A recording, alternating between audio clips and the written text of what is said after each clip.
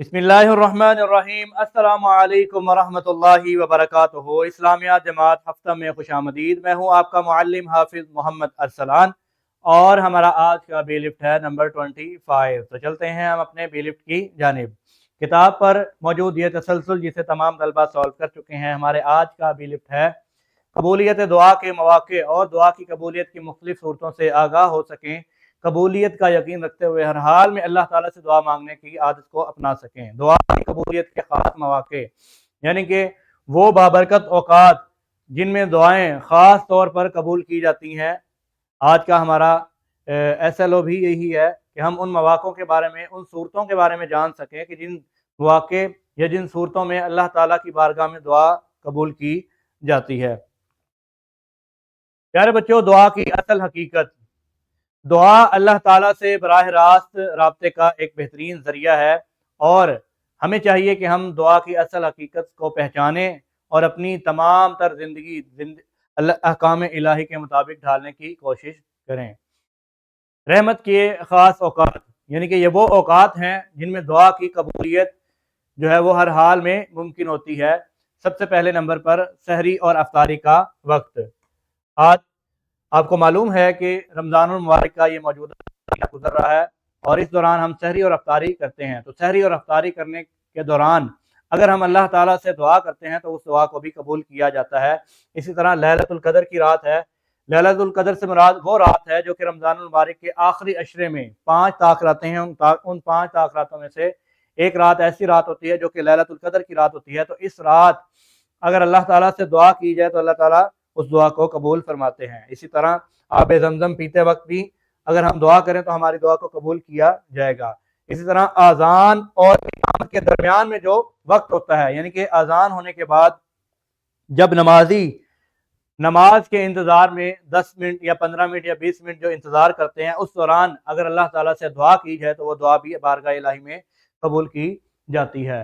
اسی طرح فرض نمازوں کے بعد دعا کی جاتی ہے، اس کو بھی اللہ تعالیٰ فرماتے ہیں۔ بارش کے وقت دعا کرنا، یعنی کہ بارش جب ہو رہی ہو تو اس وقت اللہ تعالیٰ سے رحمت کی دعا کرنا، اللہ تعالیٰ اسے قبول فرماتے ہیں۔ سجدے کی حالت میں انسان اللہ تعالیٰ کے انتہائی قریب ہوتا ہے، اور اس دوران اللہ تعالیٰ سے مانگی جانے والی دعا بھی قبول ہوتی ہے۔ اسی طرح بیمار آدمی کے پاس اس کی صحت یابی کی دعا کرنا اور اپنے لیے بھی مکمل صحت یابی کی دعا کرنا، اللہ تعالیٰ ایسی دعا کو قبول فرماتے ہیں۔ کن کی دعائیں قبول ہوتی ہیں، یعنی کہ وہ خاص افراد کون سے ہیں جن کی پکار اللہ تعالیٰ فوراً قبول فرماتے ہیں۔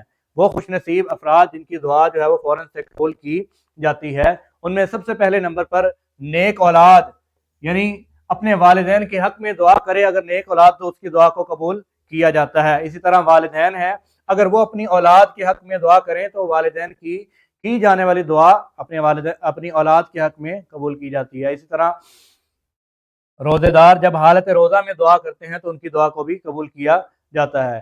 مسافر کی بات کی جائے تو حالت سفر میں جب بھی ہوگا اور اللہ تعالیٰ سے دعا کرے گا تو اللہ تعالیٰ اس کی دعا کو قبول فرمائیں گے۔ اسی طرح مظلوم کی دعائیں بھی قبول کی جاتی ہیں کہ جب اس پر ظلم کیا جائے تو ایسے مظلوم کی دعا بھی اللہ تعالیٰ جو ہے وہ رد نہیں فرماتے۔ دعا کی قبولیت کی مختلف صورتیں، دعا کبھی رائے گاہ نہیں کی جاتی۔ پیارے بچوں، دعا کی قبولیت کی مختلف صورتوں کے بارے میں ہم جانیں گے کہ دعا کے بعد اس کی قبولیت کی مکمل امید رکھنی چاہیے۔ سب سے پہلی صورت ہے کہ ہم جب بھی اللہ تعالیٰ سے دعا کریں تو ہمارے دل میں یہ یقین کامل ہونا چاہیے کہ ہم جو اللہ تعالیٰ سے مانگ رہے ہیں وہ اللہ تعالیٰ ہمیں ضرور عطا فرمائیں گے۔ لیکن اس میں جلد بازی کرنا اور جلد قبول نہ ہونے کی صورت میں مایوس ہونا یہ درست عمل نہیں ہے۔ دعا کیسے قبول ہوتی ہے، یعنی کہ آپ اللہ تعالیٰ سے کوئی بھی دعا مانگتے ہیں تو اس کی قبولیت کی کتنی صورتیں ہیں، کس طرح سے دعا جو ہے وہ آپ کی قبول ہوتی ہے۔ حدیث میں آتا ہے کہ دعا یا تو فوراً سے قبول کر لی جاتی ہے، یا پھر دعا جو ہے اس کے بدلے میں آپ کو کوئی بھلائی عطا فرما دی جاتی ہے۔ اسی طرح دعا کی برکت سے آپ پر آنے والی کوئی مصیبت اس کو ٹال دیا جاتا ہے، یا پھر دعا جو ہے وہ آخرت کے لیے ذخیرہ بن جاتی ہے۔ گویا کہ دعا کی قبولیت کی 4 صورتیں ہیں۔ سب سے پہلی صورت ہے کہ دعا فوراً سے قبول ہو جاتی ہے، یا پھر اس دعا میں تاخیر ہوتی ہے اور کچھ وقت گزرنے کے بعد وہ دعا قبول ہو جاتی ہے، یا پھر بھلائی کی صورت میں آپ کو عطا کی جاتی ہے، یا پھر اس دعا کے ذریعے آپ پر آنے والی کوئی مصیبت اس کو ٹال دیا جاتا ہے۔ اور وہ دعا جو آپ نے دنیا میں کی لیکن وہ قبول نہیں ہوئی تو آخرت میں اس کے لیے آپ کو ذخیرہ بنا لیا جاتا ہے۔ ہمارا لاہ عمل کیا ہونا چاہیے؟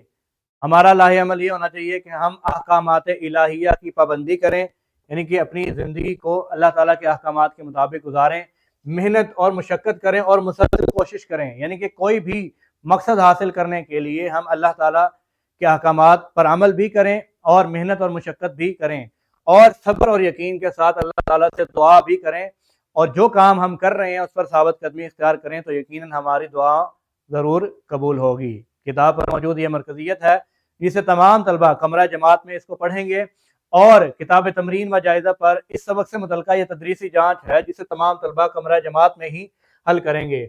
کتاب تمرین و جائزہ پر اس سبق سے متعلقہ یہ نکھار ہے جسے تمام طلبہ اپنے گھر سے حل کریں گے، اور اس کو حل کرنے کے بعد آپ اپنے اساتذہ کو کمرہ جماعت میں دکھا کر ان سے دستخط کروائیں گے۔ اپنا خیال رکھیے۔ السلام علیکم ورحمۃ اللہ وبرکاتہ۔